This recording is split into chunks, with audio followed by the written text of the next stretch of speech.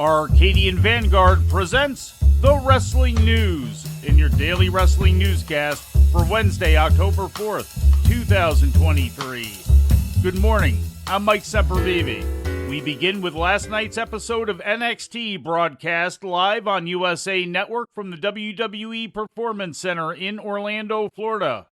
During the show, it was announced that John Cena would be in the corner of Carmelo Hayes when the former NXT champion faces Braun Breaker on next week's episode. The appearance would mark Cena's first on NXT in over a decade. Additionally, Paul Heyman is scheduled to be in the corner of Breaker, which Heyman indicated in a promo was under orders from WWE Universal Champion Roman Reigns. So, the greatest of all time, your tribal chief, Roman Reigns, has bestowed upon me the task and the privilege of providing wisdom to Braun Breaker. Not through a television screen, not on a telephone, not long distance, no, up close, in person, in Braun Breaker's corner next week, live on NXT.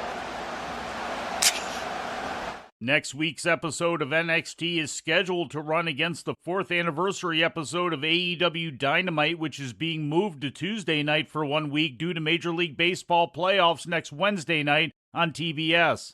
In the main event of last night's show, Dominic Mysterio regained the NXT North American Championship from Trick Williams in 10 minutes and 22 seconds, with help from outside interference from the Judgment Day. Just absolutely disheartening. Strength in numbers, but can Judgment Day retain the undisputed tag team titles Saturday at Fastlane? Mysterio had lost the title to Williams just last Saturday night at NXT No Mercy. In a triple threat to determine the number one contender to Becky Lynch's NXT Women's Championship, Lyra Valkyria emerged victorious over Indy Hartwell and Roxanne Perez. The win earned Valkyria a shot at Lynch at NXT Halloween Havoc. Meanwhile, it was also announced that Perez will face former WWE Women's Champion Asuka on next week's show. In other results, Kelani Jordan defeated Izzy Dame in the quarterfinals of the Women's Breakout Tournament. Tyler Bate and Butch beat Gallus. Thea Hale and Jayce Jane topped Lola Vice and Elektra Lopez, and Gigi Dolan went over Blair Davenport. An update on Jade Cargill in WWE. The former TBS champion is scheduled to be at WWE's Fastlane Premium Live event this weekend in Indianapolis, according to a PW Insider report. It is not known if she will be appearing on TV or will only be backstage. She is also scheduled to be backstage at Friday Night SmackDown tapings, although she is now expected to debut for the Raw roster, according to another report from PW Insider. That debut could take place as soon as the end of the month. WWE has been continuously hyping Cargill's signing with the company and will reportedly do so until she debuts. Cargill has been training at the WWE Performance Center since her signing. It was also noted that she was not present backstage at last weekend's NXT No Mercy Premium Live event.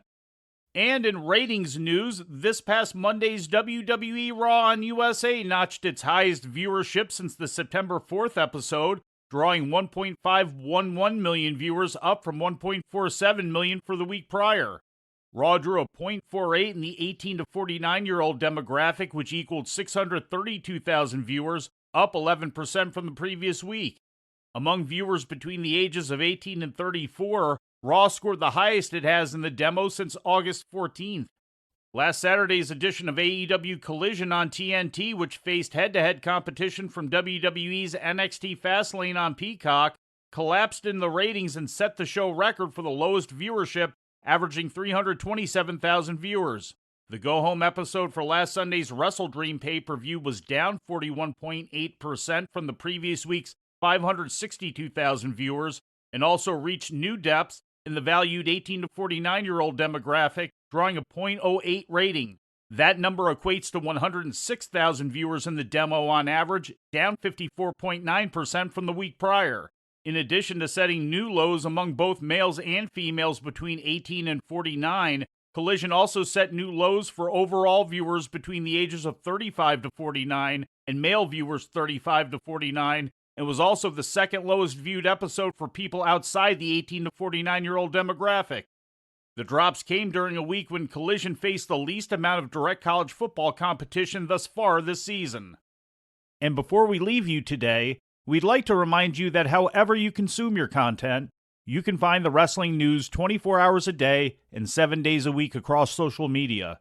On Twitter, follow us at Wrestling News AV. Our Facebook page is also Wrestling News AV. The Wrestling News can also be found on the Arcadian Vanguard YouTube page. And for those who utilize Amazon Echo devices, just tell Alexa to play the Wrestling News podcast. And remember to make sure you add podcast at the end. Once again, for daily updates, breaking news, and more, follow the Wrestling News across social media. And that's the news for today. If anything happens, we will be here to tell you about it. No clickbait, no paywall, just the Wrestling News. The Wrestling News is a division of Arcadian Vanguard, and the Wrestling Newscast is a production of the Arcadian Vanguard Podcast Network.